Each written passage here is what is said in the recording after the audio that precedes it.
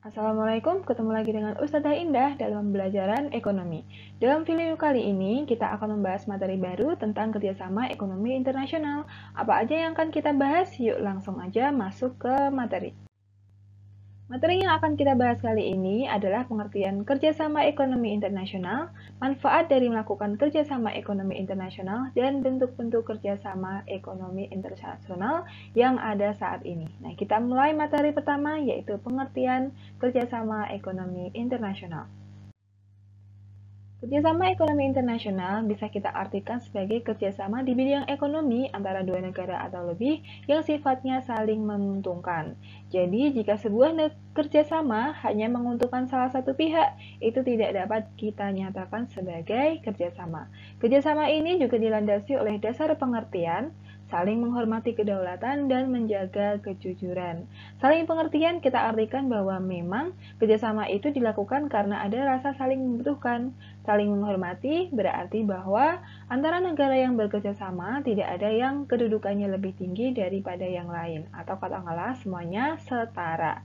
Dan yang terakhir, saling menjaga kejujuran diartikan setiap pihak tidak memiliki indikasi untuk saling mencurigai satu sama lain.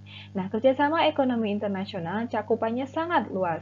Di antara yang pertama, yaitu perdagangan internasional, yaitu kegiatan impor dan ekspor barang dan jasa antar negara. Yang kedua, ada pertukaran faktor produksi. Kita ingat lagi, faktor produksi adalah hal-hal yang dibutuhkan oleh suatu perusahaan untuk menjalankan proses usahanya. Ada tenaga kerja, bahan-bahan mentah atau setengah jadi, mesin, permodalan, ilmu pengetahuan, dan teknologi. Nah, melalui kerjasama ekonomi internasional ini, pertukaran faktor produksi dari satu negara ke negara lain menjadi semakin mudah. Dan yang ketiga adalah hubungan utang piutang. Nah, hubungan ini adalah hasil akhir atau efek dari perdagangan internasional dan pertukaran faktor produksi atas pembayaran kegiatan ekspor impor dan pertukaran faktor produksi. Oke, kita lanjut ke manfaat dilakukannya kerjasama ekonomi internasional. Manfaat yang akan kita bahas di sini ada 7. Yang pertama, memenuhi kebutuhan barang dan jasa dalam negeri, memperluas pasar, meningkatkan produktivitas, memperluas lapangan kerja, menambah devisa negara, mendistribusikan manfaat sumber daya, dan yang terakhir adalah mengurangi ketimpangan antara negara. Agar lebih jelas kita bahas satu persatu. Manfaat yang pertama adalah memenuhi kebutuhan barang dan jasa dalam negeri. Nah, setiap negara karena dilatar belakangi oleh iklim, kondisi geografis, ekonomi, sosial budaya, iptek yang berbeda, menyebabkan sumber daya yang mereka miliki berbeda juga. Nah, misalnya pohon kopi dan coklat hanya dapat tumbuh di daerah tropis, maka negara-negara yang beriklim selain tropis tidak memiliki sumber daya itu, sehingga mereka harus melakukan kerjasama ekonomi internasional dengan negara lain untuk dapat memenuhi kebutuhan atas kopi dan coklat.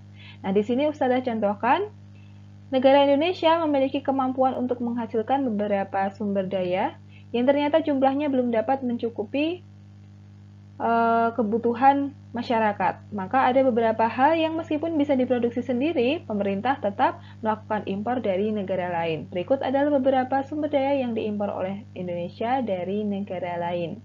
Ada kedelai, beras, buah kiwi, dan buah-buahan impor lain, serealia, garam, mesin, dan spare part kendaraan. Sementara sumber daya yang mampu dihasilkan Indonesia dan dibutuhkan negara lain juga ada banyak, seperti udang, kopi, minyak jarak, alat kaki, mutiara, kakao, gerabah, kain, kerajinan kayu, kerajinan tenun, rempah-rempah, dan keramik. Nah, manfaat yang kedua dari kerjasama ekonomi internasional adalah memperluas pasar. Nah, dengan kegiatan ekspor akan memberikan peluang bagi produsen dalam negeri untuk mendapatkan konsumen dari negara lain, tidak hanya dari domestik saja. Nah, pasar juga tidak hanya tentang pasar output, tapi atau barang jasa, tapi juga pasar input seperti tadi yang udah dijelaskan, yaitu pasar faktor produksi. Jadi ada pasar tenaga kerja, pasar barang internasional, dan untuk memperluas target konsumen. Manfaat yang ketiga adalah meningkatkan produktivitas. Skenarionya, ketika pasar semakin luas, maka sampai negara lain, maka laba yang akan diperoleh perusahaan itu akan semakin banyak, sehingga hal ini akan mendorong perusahaan untuk meningkatkan kemampuan produksi dengan menambah kuantitas dan kualitas produksinya. Manfaat yang keempat, sebenarnya secara tidak langsung sudah dibahas di manfaat sebelum-sebelumnya, yaitu mempengaruhi permintaan pada pasar faktor produksi, sehingga membuka peluang lowongan kerja baru dengan kualifikasi tertentu. Manfaat yang kelima adalah menambah devisa negara. Nah, seperti yang terjadi selama kurang lebih 1 tahun belakangan ini, dan mungkin juga berdampak secara langsung pada kita semuanya, pandemi COVID-19 ini seolah menghentikan laju perekonomian dunia, dan juga berimbas ke Indonesia. Semakin lesu kegiatan ekonomi, akan berpengaruh juga pada kemampuan membayar pajak kepada negara. Nah, hal ini akan mengurangi pendapatan atau devisa negara. Dapat dilihat dalam diagram fluktuasi devisa negara Indonesia selama tahun 2020 dan awal 2021 ini. Titik terendah terjadi pada bulan Maret 2020, yaitu pada awal diumumkannya wabah COVID menjadi pandemik internasional oleh WHO. Nah, banyak kegiatan ekonomi yang melambat bahkan terhenti karena berbagai peraturan ketat terkait pencegahan penularan COVID-19 di seluruh sektor. Misalnya, banyak orang melakukan WFH, tidak berpergian, berimbas pada sektor transportasi, perhotelan, kuliner, dan banyak lainnya.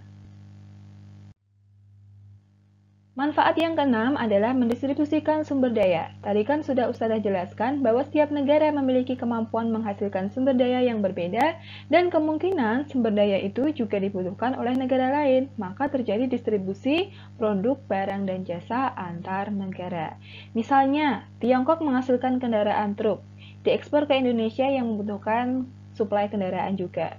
Kemudian Indonesia mengekspor hasil kopinya ke Amerika yang tidak bisa memproduksi kopi sendiri.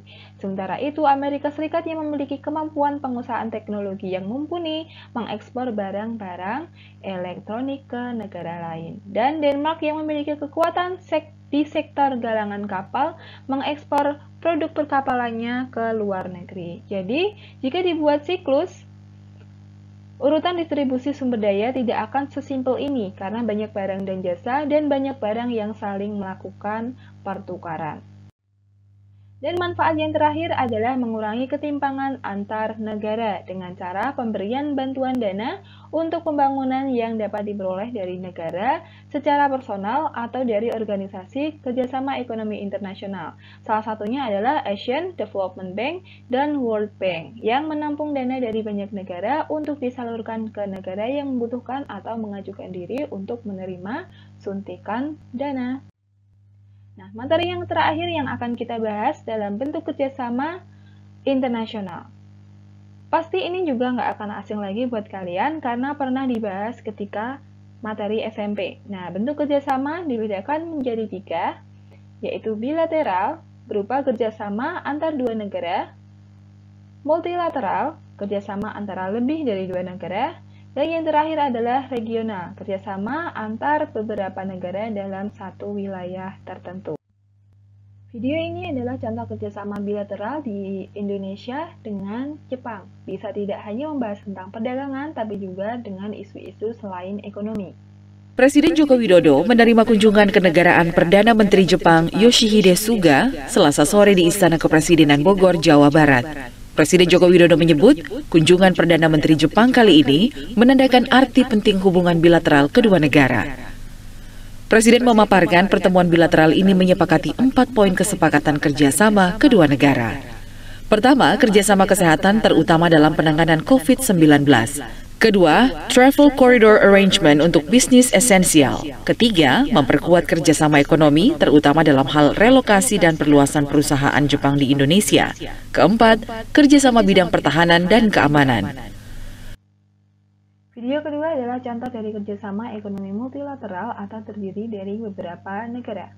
Organisasi Negara Eksportir Minyak OPEC memperkirakan permintaan minyak global bisa pulih lebih lambat di 2021 daripada yang diperkirakan sebelumnya karena dampak pandemi virus corona yang masih ada.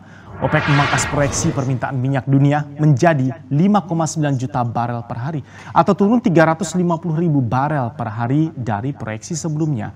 OPEC dan sekutunya akan kembali mengadakan pertemuan di 4 Januari tahun 2021 untuk mempertimbangkan apakah negara-negara produsen minyak tersebut dapat melanjutkan rencananya untuk meningkatkan pasokan minyak bulanan.